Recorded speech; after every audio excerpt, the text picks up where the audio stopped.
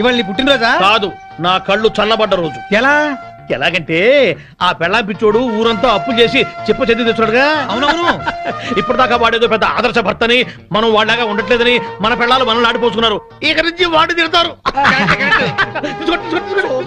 ఇదిగో కుక్కతోక, రావయ్యా నువ్వు నేర్చుకుంటూ రండి. తీసుకోండి. Coming coming. తీసుకోండి. ఎందుకు స్వీట్? ఆ పెళ్ళాం పిచ్చోడు వీధిని పట్టాడుగా, అందుకు. ఆయన జాబ్ పై బాధపడుతుంటే మీరు పండగ చేసుకుంటారా? సిగ్గులేదు. ఛీ! ఏం కూర్చోవరా కుక్కతోక? మా బాస్ రా అంటారా? 10 ఏళ్లుగా కుక్కతోక మీద పరిశోధన చేస్తున్న మహా మేధావైన ఆయన ఒక ఏడుసను, నువ్వు ఒక ఆయనను. అసలు ఏంట్రా నీ పరిశోధన? 10 ఏళ్లుగా కుక్కతోక వంకర తెస్తానని 10 లక్షలు ఖర్చు పెట్టావు. మీ నాన్న అక్కడ మొత్తుకుంటున్నాడు. ఏంట్రా నీ రీసెర్చ్? కుక్క తోకని ఎలాగైనా వంకర తీయచ్చు గాని మీ వంకర బుద్ధిని మార్చడం మాత్రం ఎవరి వల్ల కాదు. మీ తాగుడికి పేకాటికి ఆరోగ్యాలు పాడవుతున్నా, మీ భార్య బిడ్డలు బాధపడుతున్నా మీరు మాత్రం మారరు. మీ బుద్ధి ఉంది చూశారు? కుక్క తోక కన్నా తక్కువ. ఇప్పటికి ఇదే నా రీసెర్చ్. పోరా కుక్కతోక, నువ్వు చెప్పిందండి మాకు. తిరుబావాలంటూ చీర్స్.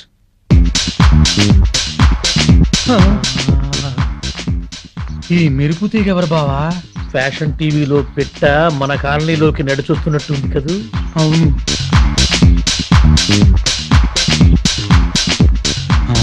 పెళ్ళాం పిచ్చోడు ఇంట్లోకి వెళ్తుంది. అట్లాంటి పిట్టని ఇంటికి రప్పించుకున్నాడంటే ఆడేటవుతాడు పిచ్చోడు, మనము పిచ్చోడు.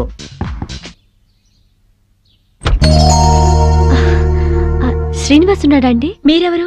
నేను శ్రీను చిన్ననాటి స్నేహితులం. లేరు, బయటికెళ్లారు. ఎప్పుడొస్తాడో తెలీదు. మొన్న కనిపించి ఈ అడ్రస్ ఇచ్చారు, చూసి వెళ్దామని వచ్చాను. సర్లేండి, మళ్ళీ వస్తాను. మంచిది.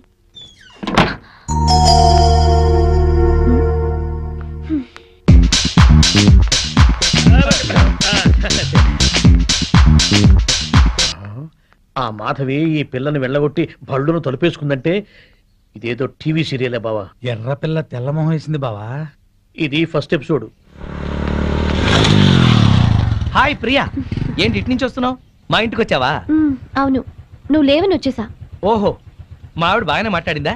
పద ఇంటికి వెళ్దాం. ఇప్పుడు కాదులే, తీరిగ్గా తర్వాత ఎప్పుడైనా వస్తాను. వచ్చి నీ పెళ్లి పుస్తకం చూస్తాను. నా పెళ్లికి శుభలేఖే లేదు, పెళ్లి పుస్తకం కూడానా? కాఫీ తాగుతూ మాట్లాడుకుందాం, పద. సరే.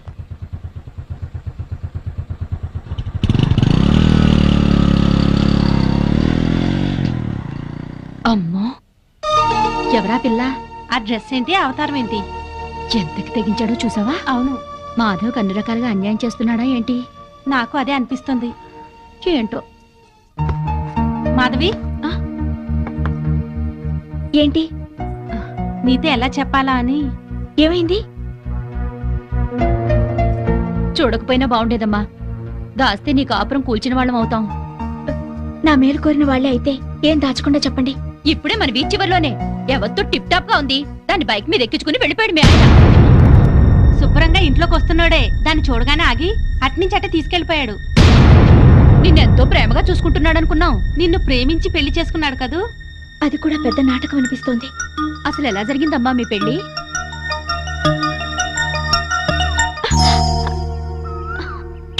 Good morning Madhavi, I love you.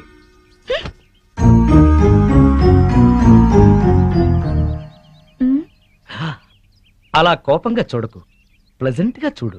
ఆకుపచ్చ చీర కట్టుకుని నువ్వు భరతనాట్యం చేస్తున్నట్టుంది ఈ పార్కు. నా కళ్ళతో చూడు. ఏ మిస్టర్, 2 సంవత్సరాల నుంచి చూస్తున్నాను. రోజు ఫ్లవర్ బొకే ఇస్తున్నావు, రోజు ఐ లవ్ యూ చెప్తున్నావు. ఏంటిది? హలో, మొట్టమొదటిసారి ఐ లవ్ యూ చెప్పింది నీకు ఇన్ఫర్మేషన్ కోసం. ఆ తర్వాత ప్రతిరోజు ఐ లవ్ యూ చెప్తోంది నీ కన్ఫర్మేషన్ కోసం. Please please please. మీరెంతో ఎడ్యుకేటెడ్ అయ్యుండి ఇలా వెంటపడి వేధించడం ఏమైనా బాగుందా? వెంటపడి వేధించటం ఏమన్నా బాగుందా? వా, మీ వాయిస్ లో మ్యూజిక్ ఉంది. ఇంకొకసారి చెప్పావంటే అదే నా సెల్ ఫోన్ లో రింగ్ టోన్ గా చేసుకుంటాను. ప్లీజ్. నీ కళ్ళల్లో నా రొమాంటిక్ గెలాక్సీలున్నాయి. నీ ఎర్రని పెదాల్లో టూటీ ఫ్రూటీ తోటలున్నాయి. నీ గడ్డం చిన్నప్పుడు నేను బుగ్గన పెట్టుకున్న బెల్లం ముక్కలా ఉంది. ఇక చాలు మీ వర్ణన. నేను చెప్పేది అర్థం చేసుకోండి. ఇంకెప్పుడు నాకు ఐ లవ్ యూ చెప్పొద్దు, నా వెంట పడద్దు. వద్దు అనగానే ఆగిపోయేటట్టయితే అది ప్రేమలా అవుతుంది? మిస్టర్, మీకు ముందే చెప్పాను, కింద శుక్రవారం నాకు పెళ్లి చూపులు జరిగాయి. మీరు అనవసరంగా నన్ను ఇబ్బంది పెట్టొద్దు. ఎల్లుండే తాంబూలాలు పుచ్చుకోవడానికి వస్తున్నారు. తాంబూలాల నీకా? ఎల్లుండా? తాంబూలాలు పుచ్చుకున్న పెళ్లిళ్ళు ఎన్ని ఆగిపోలేదు. ఆఖరి నిమిషంలో తాళి కట్టేటప్పుడు ఆగండి అని ఎన్ని పెళ్లిళ్ళు ఆగిపోలేదు. సో నా హోప్ నాకుంది. ఏంటండి మీకున్న హోపు? తల్లి తండ్రి ఉన్నవాడికి మా అమ్మ నాన్న నన్నిచ్చి పెళ్లి చేయరు. అత్త మామల ఆరలతో మా అక్క ఆత్మహత్య చేసుకుంది. ఉన్న ఒక్క కూతుర్ని నేను. మా అమ్మ నాన్న ఇష్ట ప్రకారమే నేను పెళ్లి చేసుకుంటాను. దయచేసి నన్ను మర్చిపోండి. నువ్వేం వరి అవ్వకు బాసు. నీ లవర్ కుదిర్చిన మ్యాచ్ చెడగొట్టి నీకు మ్యాచ్ ఫిక్స్ చేసే బాధ్యత నాది. నోరు మూసుకో. నా పెళ్లి ఎలా చేసుకోవాలో నాకు తెలుసు. మరి అదే నీ మ్యారేజ్ ట్రయల్స్ నువ్వే వేసుకున్నావు అనుకో, చాలా చీప్ గా ఉంటది. నాలాంటి ఎదో ఎవడన్నా పెళ్లి పెద్దగా వెళ్ళి 1000 అబద్ధాలు ఆడైనా నీ మామ బుర్ర గిర్రని తిప్పి నీ కాలు కడిగి ఇచ్చాను అనుకో, క్రెడిట్ నాకు, ఆ రెస్పెక్ట్ నీకు. చైతి, వెంటనే వెళ్ళి 1,00,000 అబద్ధాలు ఆడైనా సరే నా లవ్ ని సక్సెస్ చేయి. ఇలా అన్నా బాగుంది. ఇప్పుడే వెళ్ళి ముహూర్తాలు పెట్టిస్తాను. నువ్వు 3 ముళ్ళు వేసుకో, 3 నిద్రలు చేసుకో. జై ఘటోత్కజ. నీ బోడి రాయబారం చాలు, నోరు మూసుకుని వెళ్ళు. Mind your tongue. నాది బోడి రాయబారమా? బోడి నువ్వు, బొత్సు నేను. చెప్పుచ్చు కొడతాను. పిచ్చివాగుడు అక్క, పో బయటికి. వెళ్తాను.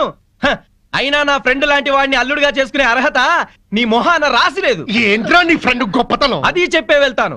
పసితనంలోనే వాళ్ళమ్మా నాన్న దివిసీమ తుఫాన్ లో కొట్టుకుపోయినా అనాథగా పెరిగి స్వయం కృషితో MBA చేశాడు. బిజినెస్ చేస్తూ 2 చేతులా సంపాదిస్తున్నాడు.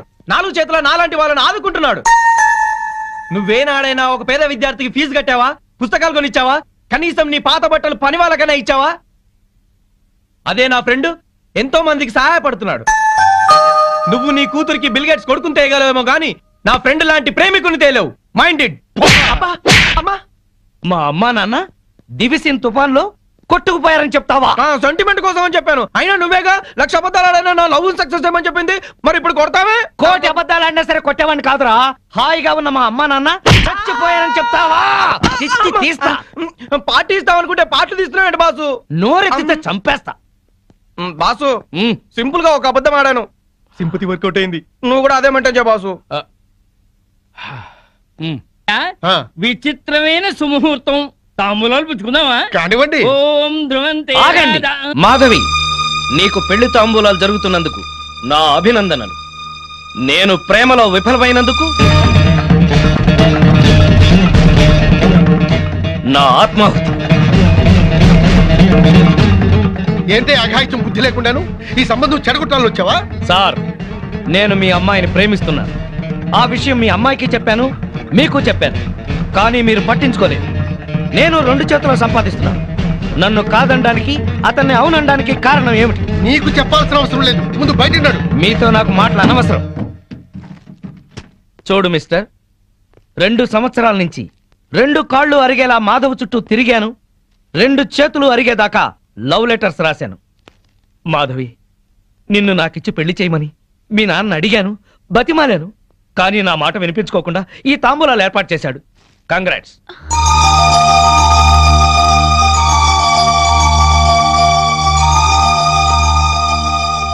ఇంకా మీరు మాధవ్ని పెళ్లి చేసుకోవాలనుకుంటే తప్పకుండా చేసుకోండి. అగ్ని సాక్షిగా చేసుకోండి. ఇప్పుడు నేను ఆహుతి అవుతాను కదా, నా చితి చుట్టూ తిరుగుతూ చేసుకోండి. సార్, ప్రపంచంలో మహాప్రేమికులు ఉన్నారని విన్నాను, నవలల్లో చదివాను, సినిమాల్లో చూశాను. ఈ రోజు స్వయంగా చూస్తున్నాను. ఏమండి, మీరు ఏంటి పెళ్లి చేసుకోండి. మీరే నా కాళ్ళు కడిగి కన్యాదానం చేయండి. పిన్ని, బాబాయ్, పదండి. ఇంకా పెట్రోల్ బట్టలు ఎందుకు? వెళ్ళి మార్చుకుంటారా, తాంబూలాలు పుచ్చుకుంది కానీ. ఇప్పుడే వస్తాను. ఇవిగోండి మా అత్తమామలకు బట్టలు, మాధవికి చీర, తాంబూలాలు ఇప్పించండి. ఒక్క క్షణం పంతులు గారు, అతనికి పెళ్లి కదా, పెద్ద మనుషులు వచ్చారు. పిలవండి. రండి సార్. ఎస్ఐ గారు, అతనే ఆఘాయిత్యం పెళ్లి కొడుకు. అరెస్ట్ చేయండి. లోపలికి వెళ్ళు. అల్లుడిని చేసుకుంటాను పిలిచి అరెస్ట్ చేస్తాను. నలుగురులో నా పరువు తీసి నిశ్చితార్థం ఆపాం. ఎస్ఐ గారు, వాడిని ఈడ్చుకెళ్ళండి. ఆగండి.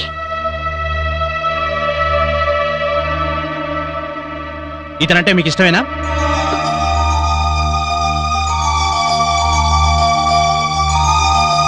ఇష్టమే.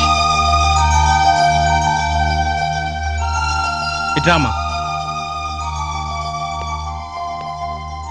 చూడండి, తప్పుడు సమాచారం ఇచ్చి ఇద్దరు ప్రేమికులను విడదీయాలని చూస్తున్నారా? ఇందుకోసం పోలీసులను ఉపయోగించి మా టైం వేస్ట్ చేయకండి. చూడమ్మా, మీ పెళ్లికి పెద్దలు అడ్డం చెప్తున్నారని రిపోర్ట్ రాసిస్తే మీ పెళ్లి మేం జరిపిస్తాం. లేదా తాంబూలాలు చెడగొట్టిన దానికి ఇతను అరెస్ట్ చేయాల్సి ఉంటుంది. వద్దు, అరెస్ట్ చేయకండి. గుడ్. అలాగని మీరు రిపోర్ట్ రాసివ్వండి. పదండి.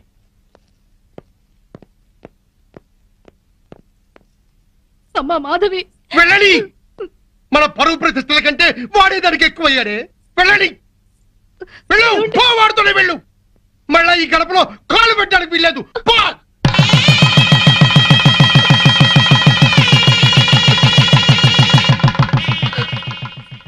అలా నమ్మించి నటించి పెళ్లి చేసుకున్నారు. బాగుంది నీ పెళ్లి కదా. కష్టపడి ఇష్టపడి పెళ్లి చేసుకున్నావు, కానీ అబద్ధాలాడి నెత్తి మీదకి తెచ్చుకున్నావు. సారీ. ఇప్పుడే సహనంగా ఉండి తన మనసుకి తగినట్టుగా నడుచుకో. తన నీకోసం అమ్మా నాన్నలు కూడా వదిలేసి వచ్చింది. కోపంలో ఒకవేళ తనేమన్నా అన్నా నువ్వే సర్దుకుపో. నువ్వు మాత్రం సర్దుకుపోకు.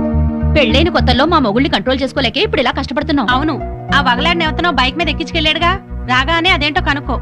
మా చెల్లెల్లాంటి దానని చెప్తున్నావు అమ్మా. జాగ్రత్త అమ్మా. ఉంటావే.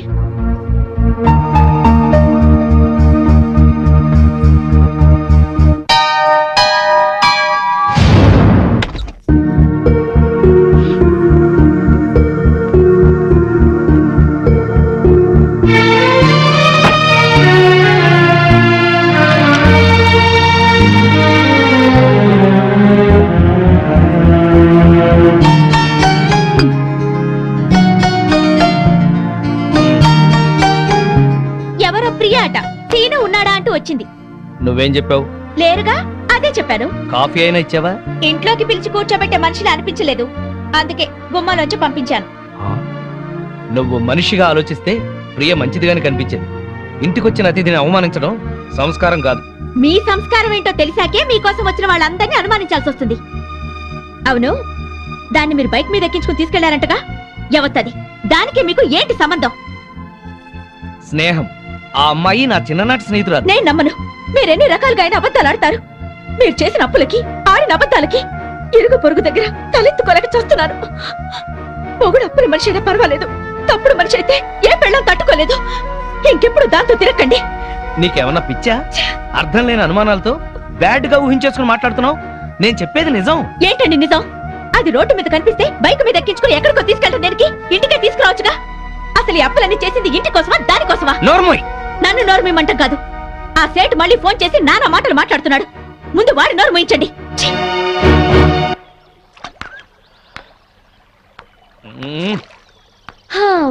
భూభారం మోస్తున్నట్టు అలా ఉన్నావేంటి సీను? మనసు బాగోలేదు. అయితే దానికే బాధపడాలా? నేను చాలా సీరియస్ గా ఉన్నాను, నువ్వు జోక్లే. లేకపోతే ఏంటి? మనసు బాగా లేకపోతే బాగు చేసుకోవాలి కానీ ఇలా మొహం డల్ గా పెట్టుకుని కూర్చోవాలా?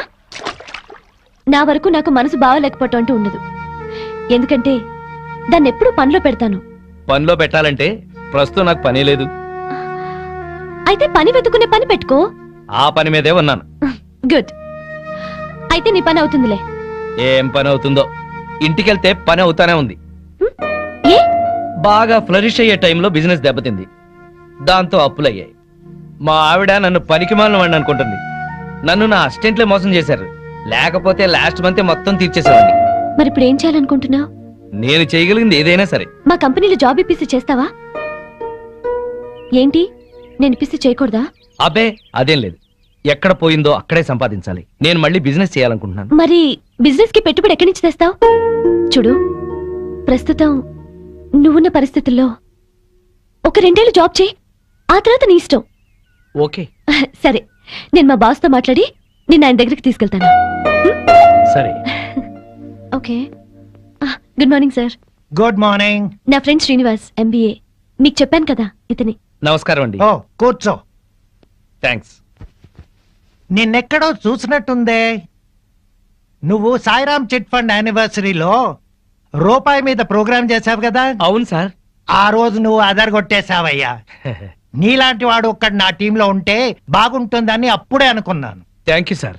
అక్కడిచ్చే దానికన్నా ఎక్కువ ఆఫర్ ఇచ్చి నిన్ను పిలవాలనుకున్నాను. ఆఫీస్ లో బయట నీ గురించి ఎంక్వైరీ చేశాను. పెద్ద ఫ్రాడ్ అని తెలిసింది. సార్ మీకెవరు చెప్పారు కానీ అది అబద్ధం. ఎవరో చెప్తే నేను నమ్మను. తన బాసే చెప్పాడు. అతని పార్ట్నర్ అని చెప్పుకొని అప్పులు చేశాడంట. చివరికి అమ్మా నాన్న చచ్చిపోయారని పెళ్లి చేసుకున్నాడంట. ఇవన్నీ అబద్ధాలా? నాకు చెప్పిన పని చేసి జీతం తీసుకునేవాడు కావాలి, నవ్విస్తూ నాకే ఎసరు పెట్టేవాడు కాదు. సార్ ఇతనికి మీరు జాబ్ ఇస్తే ఇవ్వండి, లేకపోతే లేదు. But don't insult him. చూడు ప్రియా, ఇన్నాళ్ళు నువ్వు చాలా తెలివిగలదాని అనుకున్నాను. ఇలాంటి వాడిని ఫ్రెండ్ అని తీసుకొచ్చి ఇతనికి జాబ్ ఇవ్వమంటున్నావంటే నిన్ను కూడా సస్పెక్ట్ చేయాల్సి వస్తుంది.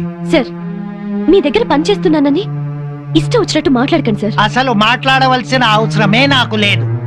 చూడు, తాటిపట్టికి ఎదురు దేకడము, ఇతనికి జాబ్ ఇవ్వడము నేను చేయలేను. సార్ మీరెంతో సంస్కారవంతులు అనుకున్నాను, కానీ పక్క బిజినెస్ మ్యాన్ అని అర్థమైంది. ఎస్, నాకంత వ్యాపారమే. నా నవ్వు మంచిదనం, పలకరింపు పొగడతా అన్ని వ్యాపారంలో భాగమే. చాలా సంతోషం సార్. మీలాంటి వాళ్ళ దగ్గర పనిచేయడం కంటే పస్తులుండి చావడం నయం. నాకు రావాల్సిన జీతం మీ పెట్టుబడిలో జమ చేసుకోండి. పద. సారీ సీను, మా బాస్ ఎవడో చెప్పిన మాటలు విని నిన్ను మిస్అండర్స్టాండ్ చేసుకున్నాడు. దానికి నువ్వెందుకు సారీ చెప్పడం, హర్ట్ అవ్వడం, జాబ్ వదులుకోవడం? నిన్నంటే నాకు బాధగా ఉండదా? నీకెందుకు బాధ? నేనున్న పరిస్థితుల్లో అందరూ మీ బాస్ లాగానే అనుకుంటున్నారు. నీ గురించి వాళ్ళకి తెలియక వాగుతున్నారు. నా మంచితనం గురించి నీకు తెలుసా? తెలుసు.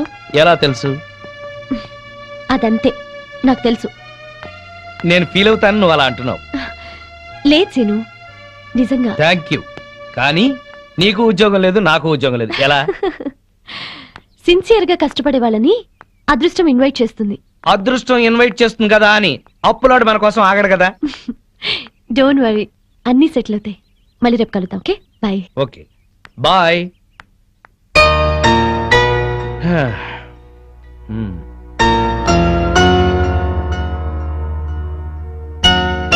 హాయ్ సీను, ఎంతసేపు అయింది వచ్చి? హాయ్, జస్ట్ ఇప్పుడే. ఆహా, భలేగా ఉంది కదూ. ఏంటది? ఆ తెల్ల మేఘం అప్పులపారం వదిలించుకొని తేలిపోతున్నట్టు ఉంది కదూ. నా అప్పుల గురించి నీకు నవ్వులాటగా ఉందా? ఏయ్, నీకు పెద్ద అప్పే ఉంది. కళ్ళు మూసుకొని చిటికేస్తే తీరిపోతుంది. కథలు చెప్పకు. కథలు కాదు, నిజం. సరే అయితే నేను కళ్ళు మూసుకుని చిటికేస్తాను. నా అప్పులు ఎలా తీరిపోతాయో నేను చూస్తాను.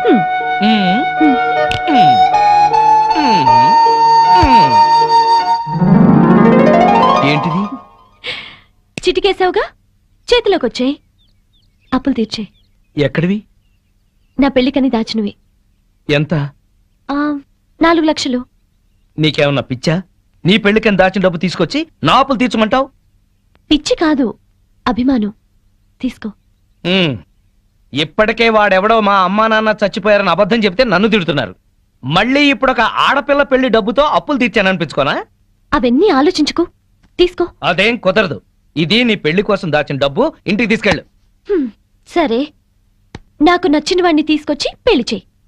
అప్పటి వరకు అప్పుగా తీసుకో.